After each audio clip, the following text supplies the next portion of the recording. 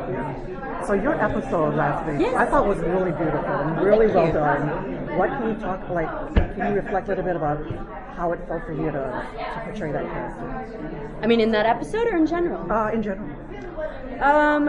It's very funny. Adam and Eddie and I have talked about this, but actually the first time I went in for it, I'm one of those that I prepare my lines, I come in, I read, and I let them think what they want to. They don't usually ask you that much. You just kind of walk in and you walk out.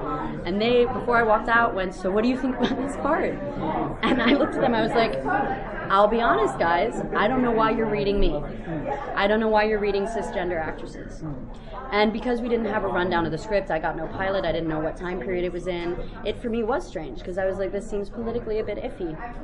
And they told me about the time period it was, they told me about his backstory and the age he was, and I understood a bit more. But I honestly thought I talked myself out of a job, because I was like, why am I here? There's like an enormous community out there that's been waiting for portrayals, and I do still think that in the grand scheme of things, am I the portrayal the community necessarily wanted? No.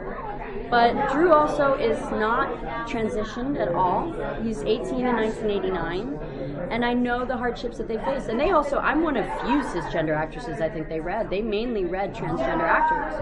And unlike my castmates, when I did my audition, I waited and I retested 3 times.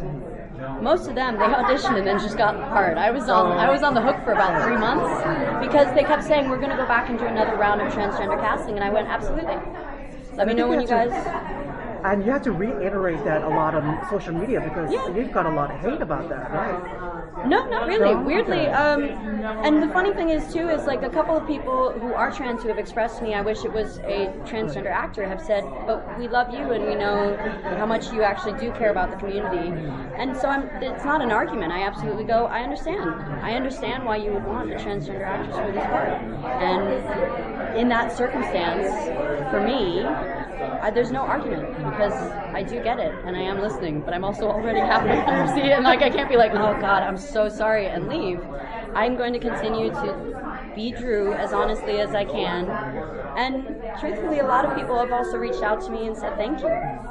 And also a lot of the male identifying members I've talked to, especially the ones who are young, they were so recently still having to live as a woman. And so it's not as strange for them to see someone who is a woman having to live as a guy. At least in the way they expressed it to me, they were just really grateful that someone was telling a story like that at all. And I've spent long conversations on Tumblr and on Twitter talking to them and hearing their stories, and I'm really grateful for that. I love that the mom abandoned her, because it's not all like happy endings everywhere, you know? You see happy endings on TV all the time, and it doesn't always work out like that, you know? Yeah, where his I love episode you, is not a happy ending episode. Right, yeah. Even So remotely. So I thought that was pretty authentic. Well, there'd be no conflicts if nothing had happened. And truthfully, also Mark and I are really close. We lived together while we've been shooting, and we even had long conversations about, and he is gay, and if he were to be seeing someone or to be interested in someone and then find out they were trans, and how you would handle that. And the gay community knows very well that that's a big issue for them. It doesn't really happen as often as they think that it just works out, because for obvious reasons it's still something that people are learning about, let alone getting used to. Getting used to is many steps down the line, and it's going to take a lot more portrayals and a lot more stories and a lot more people actually understanding before they stop being afraid of it. And speaking of Mark, I have a question. Okay. Or email it. You can text me. I think I have yours. If not, or email. I'll see you guys. speaking of Mark, what's coming up for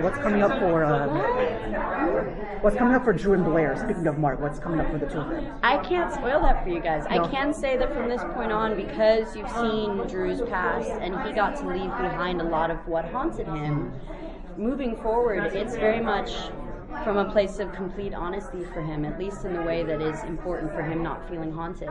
And so it's very present, and it's a lot of him getting to actually take part in friendships and in what's going on and help people.